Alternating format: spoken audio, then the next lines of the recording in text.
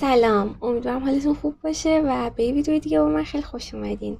من از هم اومدم، بعد گفتم که همین الان میام ویدیو رو شروع کنم. یهو حسش اومده چون که من خیلی وقته که میخوام یه ولاگ چند روز با من، یه هفته با من اینا بگیرم، ولی هی تنبلی میاد.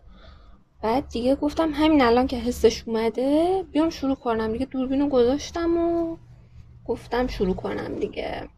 این میز که الان جلومه خیلی شلوغ و به هم ریخته است و من به هوای این که مثلا بیام تو ولاگ مرتبش کنم و یه سری چیزا رو بهتون نشون بدم، اینو هی مرتب نمی کنم.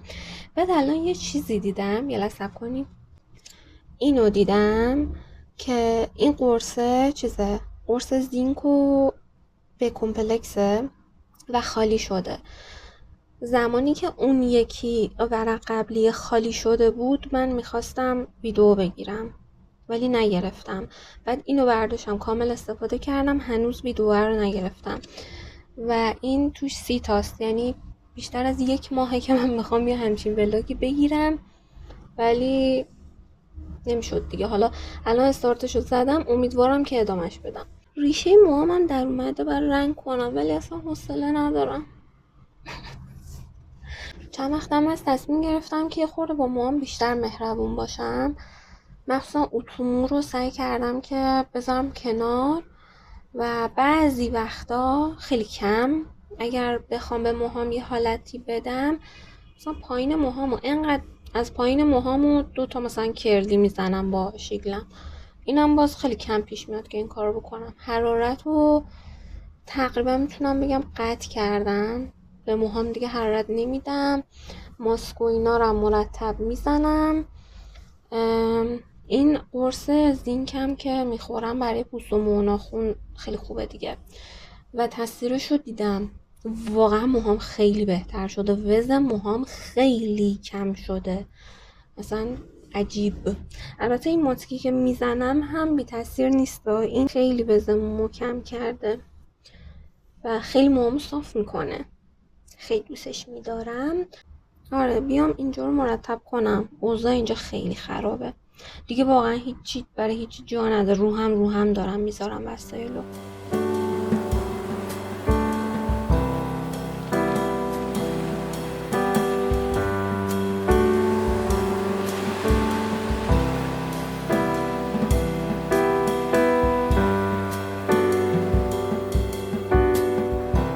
من چند سال پیش، مثلا 2 سال پیش 3 سال پیش اینا، یک عالمه دکانت خریدم.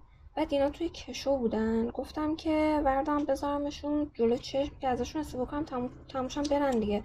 چه ظرف کوچولو کوچولو جا گرفتن. بعد گذاشتم جلو چشم ولی بازم ازشون استفاده نمی‌کنم. نمیدونم چرا. این چه، این فکرم الکله. میخواستم راجع به یه موضوعی باهاتون صحبت کنم، به خاطر اینکه اینجا رو خالی میکردم رسیدم به یه یادداشتی که برای خودم نوشتم. یادداشته چیه؟ بذارید اول داستانشو براتون بگم. من یه روزی با دوستام رفتم بیرون و وقتی برگشتم خونه اومدم کرم مرامو بزنم، اینجوری دست کشیدم دیدم ای بابا من با سیبیلام رفتم بیرون. آقا ندا رفته بیرون. بعد کلی خجالت کشیدم از دوستام، گفتم لابد دیدن دیگه، هیچی نگفتن دیگه. از فرداش یه یادداشت نوشتم زدم جلو چشمم: سیبیلاتو بزن جیگر، تو ناصرالدین شاه نیستی مردم با سیبیلات حال کنن، که موقعی که میخوام آماده شم اینو ببینم بزنم بعد برم بیرون. بعد الان یادم افتاد که من با یه قشری از آدما، با 2 تا قشر، ولی حالا الان موضوع سر یه دستشونه، با یه قشر از آدما خیلی مشکل دارم. اون قشر کیان؟ پسرایی که هم ریش و سیبیل دارن هم ناز و اشوه دخترونه. نمیفهممشون. من اصلا با جامعه LGBTQ و اینا کاری ندارم و مخالفشون نیستم ولی حمایتشون هم نمی کنم. اگه مثلا چیز نرمالیه هستن دیگه خوب، ولی اینا به نظرم تکلیفشون با خودشون معلوم نیست. تو اگر مردی خب دیگه ناز و اشوت چیه؟ اگر دختری ریش و سیبیلت چیه؟ من به عنوان یه دختر بدم میاد که سیبیل داشته باشن. کلی درد میکشیم، بند میندازیم که این سیبیلا کنده بشن. حالا بعضی از دخترها هم هستن به خاطر مشکلات هورمونی موهای ضخیم تو این نواحی و این نواحی به عنوان ریش در میارن، اونم بند انداختنش خیلی درد داره. ماها به عنوان دختر این همه درد میکشیم که این ریش و سیبیل از رو صورتمون حذف بشه. تو اگر فکر میکنی دختری هستی که تو بدن پسر گیر افتادی، زندانی شدی، دیگه ریش و سیبیل گذاشتن چیه؟ هیچ مردی با زدن ریش و سیبیلش از مردونگیش کم نمیشه. کسی نمیاد بگه تو مگه دختری ریشتو زدی. نه، هیچ کس اینجوری نمیگه. خیلی مردا هستن که هر روز میزنن، صاف میکنن صورتشونو. الان فاز تو چیه؟ براشامم باید ببرم بشورم. اصلا یادم نمیاد آخرین بار کی شستمشون، ولی همشون رژگونه ای هن. من چون زیاد کرم پودر رو اینا نمیزنم، نگاه میکنی همشون قرمز و صورتی. حالا اینا هم بذارم اینجا ببرم بشورمشون. بیاین نوهم هم بهتون نشون بدم. نوه منه، ببین چقدر شبیه چیکوه. بذار مامانشو بیارم. مامان خانم چطوری؟ نباید بچه‌تو بخوری. ماما منو نخور. من پوست کنم ماما. ماما نباید منو بخوری ماما. میبینین چقدر شبیشه؟ اسمش فلفلیه. آره. مامان پوستم کن. ماما نباید منو بخوری. میدونم خیلی دوستم داری. ماچ ماچ ماچ.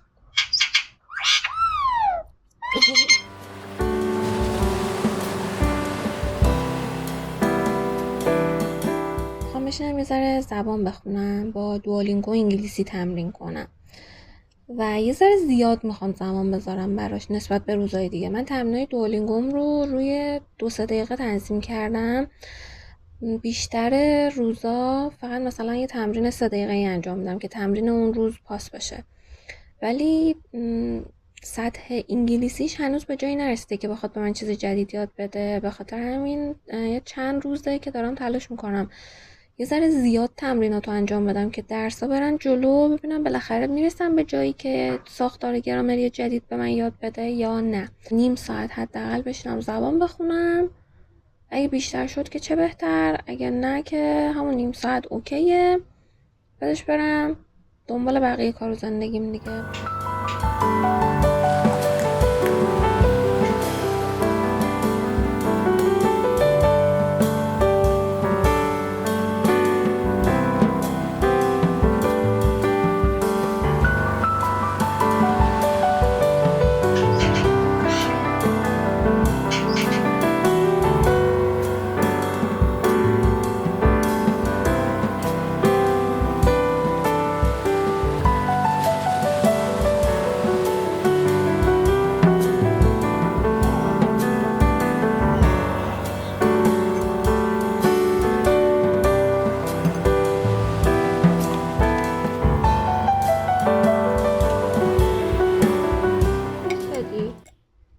من میخواستم توی این دمنوش بریزم بعد بقلم. الان باید برم دوباره بشورمش. همینجوری بریم؟ آره؟ چیکو مداد میخوای بهت بدم؟ بیا با مداد بازی کن. مداد چیکوه. بیا با مداد رنگات نقاشی بکش. یه نقاشی بکش بعد بهم نشون بده، من بهت نمره بدم. بلد نیستی نقاشی بکشی نه؟ اشکال نداره. من رفتم دمنوش مورد علاقه این روزامو درست کردم، اومدم بشینم کتاب بخونم. اینم ترکیب چای سفید با سنبولتیبه. چند روزه دارم میخورم، اتفاق نیفتاده. نمیدونم ترکیبشون با هم ترکیب درستی هست یا نه، ولی من خوشم میاد چون طعم چای سفید رو اصلا دوست ندارم، خیلی سخت میخورم، ولی طعم سنبولتیب رو دوست دارم و این دوتا رو با هم قاطی میکنم، طعمشون برام جالب میشه. حالا شاید شما بخورین خوشتون نیاد، به نظرم طعمی داره که ممکنه خیلی دوست نداشته باشن، ولی من خوشم میاد. اینجا هم نگاه میکنم چیکو اینجا داره با وسایل بازی میکنه، حواسم هست که وسایل منو نجوه. اینو میخواستم بگم که این روزا توی اسلامپ عجیب غریب وحشتناکی هم. شیطون بلا جیگر تو رو خوشگل من اینجا بشیم. آی به عنوان یه عنصر تزئینی اینجا بشیم. نه اونجا، نه اونجا سیمه. مامانی برق میگیرتت خشک میشی، تاکسی درمی میشی، بعد ببرمت موزه حیات وحش داراباد. ببینو بریزیم این تو ببینیم چه شکلی شده، چه مزه‌ای شده. ای گذاشت من حرف بزنم. بیا چیکو ببین چه صدایی میده. بیا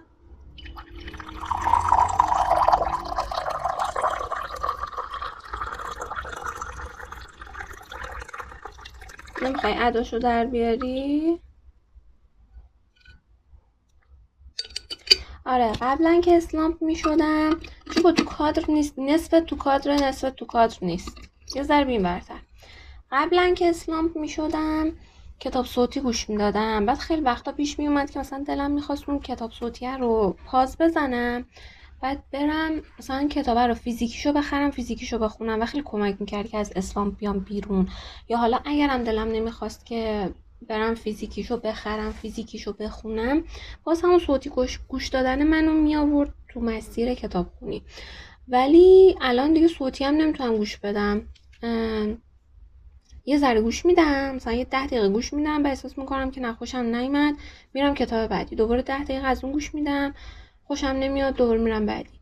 یا فکر نکن. بعد دیگه تیر آخرم جناییای فریدا مکفادنه. میدونم چه جوری مینویسه و تو هر صفحش کلی اتفاق میفته، هی باعث میشه که بخونم، مثلا دوست داشته باشم ادامه بدم ببینم چی میشه. دیگه این کتاب مادرخوانده رو برداشتم از فریدا مکفادن و متاسفانه اینم برام یه سری چالش داره که حالا الان نمیخوام در موردش صحبت کنم، شاید بعداً در موردش باهاتون صحبت کنم. همون موقعی که این کتاب تموم شد خواستم خلاصش رو بهتون بگم، نظرم راجع به کل کتاب بگم، شاید اون موقع بهتون بگم که چالشش برای من چیه.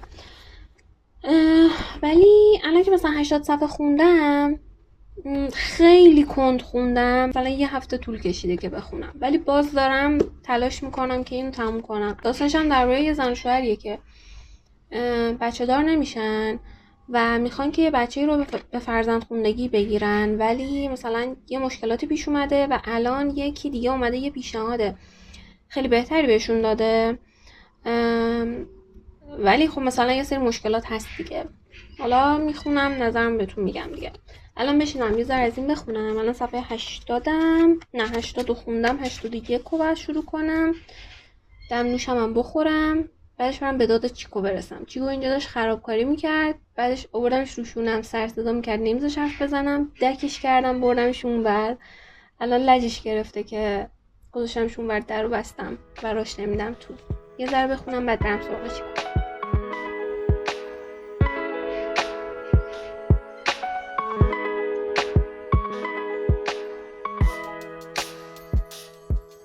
میدونستین گوجه فرنگی میبست؟ زن و شوهرها دارم هم کلکل میکنن، یکشون میگه که گوجه فرنگی سبزیه، یکشون میگه گوجه فرنگی میبست، بعد رفته سرچ کرده فهمیده که میبست. مگه جز سیفیجات نیست؟ این تو کشور متمدن و خیلی خفن و جهان اولی آمریکا چیزی به اسم سیفی وجود نداره که گوجه فرنگی رو ببرن تو اون دسته؟ همه چیز یا سبزیه یا میوه. چه زایه.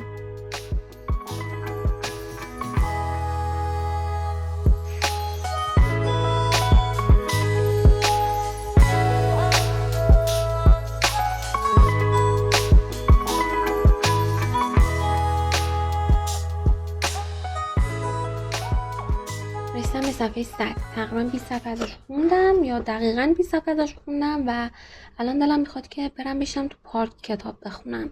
هوا خیلی گرمه و پارک‌ها دم دارن. منتها من کتاب خوندن تو پارک‌ها خیلی دوست دارم. کتابمو برمی‌دارم میرم میشینم بقیه‌اش تو پارک میخونم. منتها قبلش باید برم یه خورده با چیکو بازی کنم، عصرونه‌شو بهش بدم، بعد که چیکو رفت خوابید من پاشم برم پارک، با هم بریم پارک. این جوش هم با خودمون میبریم، چند روزه اینجا مونده نمیره، با هم میریم.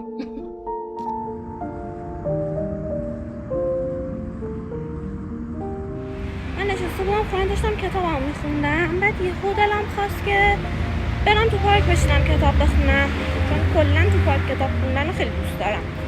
بعد الان که راه افتادم دارم میرم سمت پارک، دلم خواست که برم کتاب فروشی و به همین راحتی برنامه عوض شد. دارم برم کتاب فروشی همیشه. اونجا یه ذره بین کتاب بچرخم، بعدش اگر حال داشتم برمیگردم تو پارک میشینم یه ذره کتاب میخونم، بعد برمیگردم خونه. آره.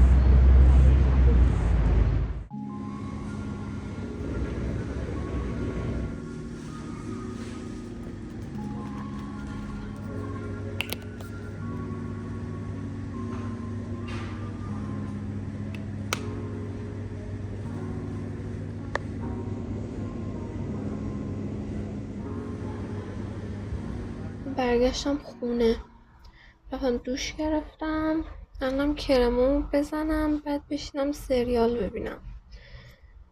حقیقتا حالم خیلی گرفته شد و پایان خوبی نبود برای امروز. من رفتم تو پارک که کتاب بخونم، بعد یهو وسطای راه پشیمون شدم، گفتم برم کتاب فروشی.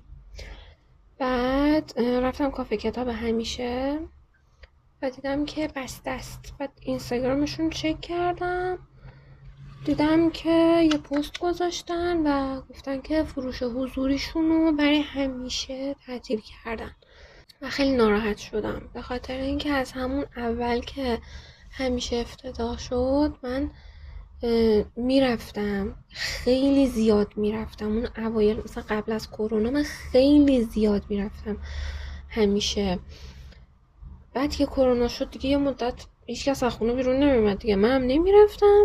بعد مثلا باز 1-2 سال بود که شروع کرده بودم باز خیلی میرفتم، با اینکه این اواخر واقعا فضاش یه خورده عجیب غریب شده بود. من میدیدم که این بندگان خدا هی دارن تلاش میکنن که بتونن سوددهی داشته باشن، ضرر ندن، هی بخشای جدید به کافه به کتاب فروشی اضافه میکنن، ولی خب مثل این که نتیجه نمیداد دیگه. خیلی ناراحتم، واقعا ناراحتم. بهترین کتاب فروشی بود که نزدیک به من بود و من خیلی دوستش داشتم. غیر از اون یه کتاب فروشی دیگه هم هست که من اونم خیلی دوست دارم، خیلی دنج و خیلی خلوته. اصلا آدم ناراحت میشه که یه کتاب فروشی چرا انقدر خلوت باشه. ولی مشکلی که داره، یه فروشنده‌ای داره این کتاب فروشیه، یه آقا پسریه که بنده خدا داره کارشو خوب انجام میده ها، ولی مثلا از ایناست که تو قصد خرید یه کتابی رو داری، میری اونجا بعد کتابه رو ندارن، بعد به زور مثلا میخواد یه کتابی رو به تو بفروشه. مثلا میگه تو که فلان دنبال فلان کتابی، از فلان ژانر خوشت میاد، از فلان سبک فلان نویسنده خوشت میاد، من مثلا این کتابو بهت پیشنهاد میدم که تو همون مایه هاست. بعد خب الان قیمت کتاب انقدر زیاده که من برای همون کتابی هم که خودم کلی دربارش تحقیق کردم و میدونم که واقعا میخوامش، به زور باید پول جمع کنم بدم اون کتاب رو بخرم دیگه، نمیتونم چیز کنم. بعد منم از اون آدمایی هم که همیشه نمیتونم نبگم. بعضی وقتا مثلا میبینم پسر بنده خدا خیلی وقت گذاشته، توضیح داده، رفته مثلا از اون بالا کتاب رو آورده، میگم باشه و میخرم. مثلا آخرین باری که رفتم من به زور خودمو از جام بلند کرده بودم، رفته بودم دکتر و گفتم که جایزه من که بالاخره این دکتر رو رفتم اینه که برگشتنی برم این کتاب فروشیه. و گفتم حالا که دارم میرم یه کتاب برای نلی میخواستم بگیرم، گفتم مثلا اونم بگیرم. کتاب نلی رو گرفتم. بعد گفتم که چیز کنم، حالا که اونو برداشتم بچرخم ببینم مثلا کتاب دیگه چی داره، ولی نمیخواستم بخرم، فقط میخواستم کتابا رو نگاه کنم. نمیدونم شما اینجوری هستین یا نه، گشتن بین کتابا و نگاه کردن کتابا یه جور مثلا تراپی به حساب میاد. میگم من میخواستم به خودم اینو جایزه بدم و هیچ کتابی نمیخواستم بخرم. بعد پسرم اومد دید مثلا دارم یه قسمتی رو زیاد نگاه میکنم، گفت مثلا فلان کتاب خیلی قشنگه، پیشنهاد میکنم حتما بخونیش اگه نخوندی و اینا. بعد اتفاقا کتابی هم بود که من تعریفش خیلی شنیده بودم، منتها از اون ژانرایی نبود که من میخونم. میدونستم که اگه بگیرمش خوشم نمیاد، ارتباط برقرار نمیکنم با اینکه کتاب خیلی خوبیه. بعد دیگه شروع کرد داستانشو تعریف کردن، خلاصه‌شو گفتن و من نتونستم نه بگم و خریدمش. و آره این کتاب فروشیه که الان مونده، هنوز نبسته، تعطیل نشده، اینجوریه. فقط وقتایی میتونم برم که تو فاز نگفتم باشم. مثلا اگه پسر اومد خیلی راحت بگم که نه ممنون، حالا برم دیگه. ولی خب بعضی وقتا رو مودش نیستم دیگه. بعضی وقتا که مخصوصا واسه تراپی تور میخوام برم کتاب فروشی، مودم پایینه و مثلا خیلی راحت میشه گولم زد. ولی آره خیلی ناراحت شدم که همیشه تعطیل شد. کلی خاطره خوب داشتم از همیشه. همیشه یه بهونه‌ای بود که من با یه آدمی که برام خیلی عزیزه آشنا بشم و آشناییم هی بیشتر و بیشتر بشه. احساس میکنم یه دوستی رو از دست دادم. ولی خب زندگی همینه دیگه. زندگی همینقدر مزخرف و کثافت و بدبوه. برم بشینم سریال ببینم، از این سریال کره‌ای حال خوب کن ببینم، شاید یه ذره تاثیر گذاشت، حالم خوب شد. ویدیو هم قرار بود فکر کنم ولاگ هفتگی یا چند روز با من باشه، ولی گوشیم تا خره پره، واقعا اصلا جا نداره. یعنی برای اینکه من بتونم این ویدیو رو ادیت کنم و ازش خروجی بگیرم باید بشینم کلی فایل پاک کنم و واقعا نمیدونین من چه جوری تو این گوشی دارم جا باز میکنم، اسکرین شات پاک میکنم که مثلا 10 مگ جا باز بشه تو گوشی. آره دیگه ولاگ شد ولاگ روزانه، ولاگ هفتگی هم میگیرم ایشالله که میگیرم. فعلا این ویدیو رو تموم کنم برم سریالمو ببینم. شما مواظب خودتون باشین، خیلی دوستتون دارم و تا ویدیوهای بعدی خداحافظ.